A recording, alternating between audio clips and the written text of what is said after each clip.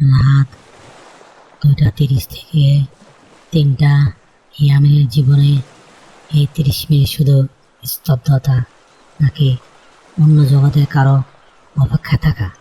যখন আপনার নিজের ছায়া আপনার সাথে বেমানি করবে, তখন পালাবেন কোথায়?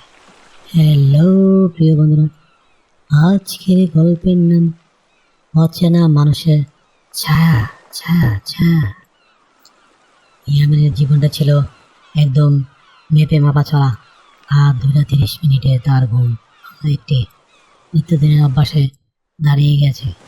সে মনে করে রাত 2:30 থেকে 3টা এই 30 হলো পৃথিবীর সবচেয়ে রহস্যময় সময়। এই সময় সে বারান্দায় বসে কফি খায় আর নির্জন শহরটা দেখে। কিন্তু আজকের এই 30 মিনিট তার জীবনে চিরচেনা চোখটাকে উল্টে দিল। এলাম বাজার আগেই আমিনের চোখ খুলে গেল। বাইরে ঝমঝম বৃষ্টি হচ্ছে না, কিন্তু একটা ঝাপসা কুয়াশা জমে আছে। সে রান্নাঘরে গিয়ে কফি বানানো। ঠিক 2:35 সে বারান্দার ইজি চেয়ারে গিয়ে বসলো। সামনের ল্যাম্পপোস্টটা আজ কোনোদিনের চেয়ে একটু বেশি উজ্জ্বল মনে হয়। ইয়ামিন কফিতে চুমুক দিতেই দেখলো রাস্তার ঠিক উল্টো পাশে দেওয়ালটা একটি ছায়া। কোনো মানুষ নেই, ল্যাম্পপোস্টের নিচে কেউ দাঁড়িয়ে নেই, কিন্তু দেয়ালে এক দীর্ঘদেহী মানুষের স্থির ছায়া।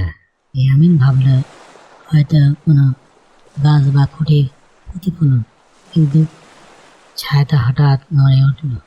সে ধীরে ধীরে ইয়ামিনের অ্যাপার্টমেন্টের দিকে এগোতে শুরু করল। ইয়ামিন লক্ষ্য করল ছায়াটা হাঁটার কোনো শব্দ নেই।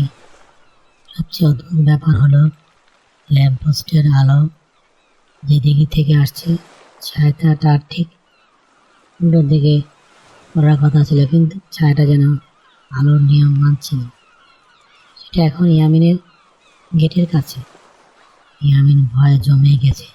সে স্পষ্ট দেখল ছায়াটা তার 3তলার বারান্দার দিকে মুখ করে দাঁড়ালো।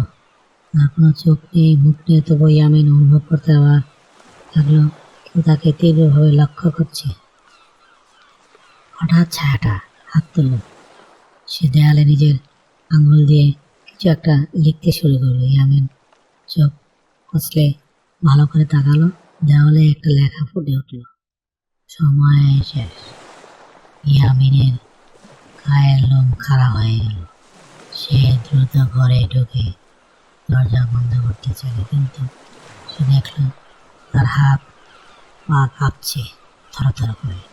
সে ভাবল এটি কি স্বপ্ন? সে নিজের হাতে চিমটি কাটল। না, সে জেগে আছে। ঘরের দিকে তাকালো। 2:58, আর মাত্র 2 মিনিট। 3টে বাজার সাথে সাথে বাইরে একটা প্রচন্ড বাতাসের ঝাপটা এলো। ইয়ামিন সাহস করে আবারও জানলার পর্দা সরালো। কিছু কেউ নেই, সেই জানাটাও একদম পরিষ্কার। ল্যাম্পপোস্টটা হঠাৎ করে নিভে গেল। পুরো এলাকা ঘুটঘুটে অন্ধকারাচ্ছন্ন হয়ে গেল।